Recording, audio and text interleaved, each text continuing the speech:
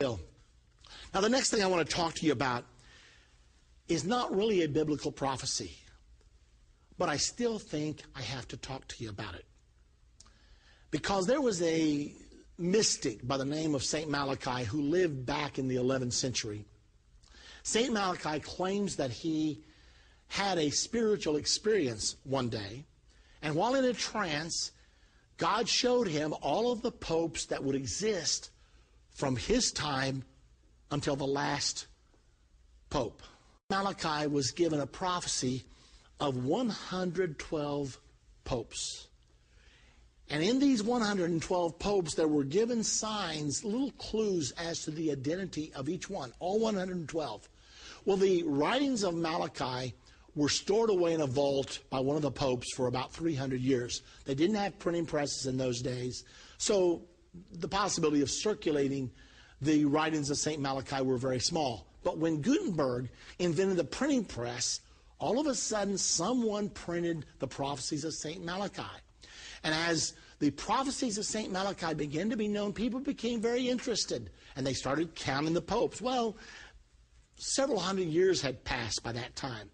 However, 112 total popes from St. Malachi to the last pope. Well, what's in fact happening right now? Pope John Paul II, who just died in 2005, was the 110th pope. No wonder interest in the prophecies of St. Malachi are reviving right now. When the cardinals came to Rome to elect the 111th pope, an article appeared out of India the day before the election. A man said to the cardinals, "You must elect a giant spiritual leader. You must elect a pope that can appeal to young people. You must elect someone that can hold the church together." But he said, there's one more thing you must pay attention to when you elect the new pope tomorrow in the Sistine Chapel. Make sure you don't elect a pope that has anything to do with the olive, because the clue for the 111th pope was the glory of the olive, whatever that means. Well, the conclave was held, the white smoke came out of the Sistine Chapel chimney, and the word went out, we have a pope. When the identity of the pope was disclosed, it was Cardinal Ratzinger of Germany, and everybody thought, glory of the olive. Has nothing to do with it. I mean, you've never heard of a Ratzinger olive, I'm sure. And so everybody thought, surely not, this doesn't have anything to do with anything, even though he's the 111th pope.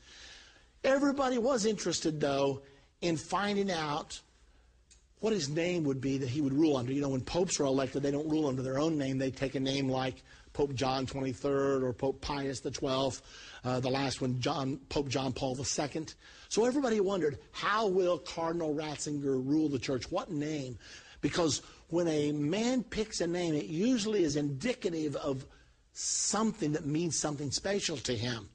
Well, the announcement was made the next day that the Pope would rule under the name of Benedict XVI. And everybody wondered, what's that got to do with anything? Saint Benedict was the patron saint of Europe.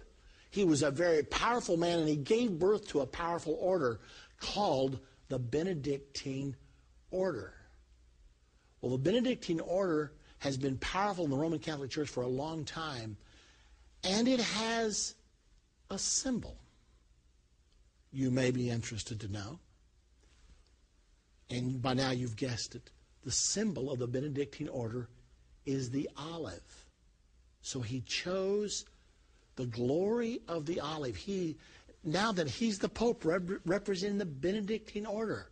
So the question has to be asked, are we right now watching the 111th Pope? Now the prophecy says that in the days of the 112th Pope, Rome will be destroyed. Well, the prophecies of the Bible, I don't know what to say about the prophecies of St. Malachi. I don't know whether I believe in them or don't. I'm simply telling you that if this is coincidence, it's very coincidental.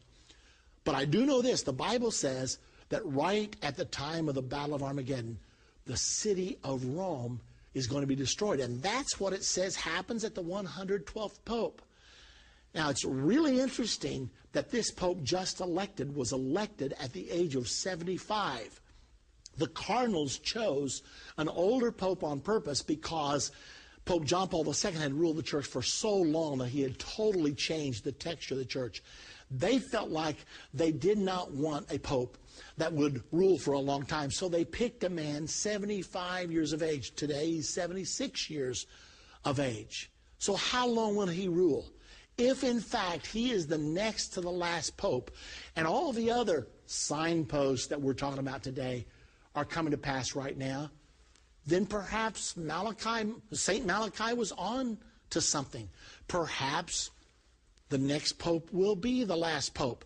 Now remember, in the St. Malachi prophecy, it says the last pope will be Peter the Roman. Now, whatever that means, apparently he's going to be a person from Italy. We've had 2 popes in a row not from Italy, the first 2 popes not from Italy in 455 years.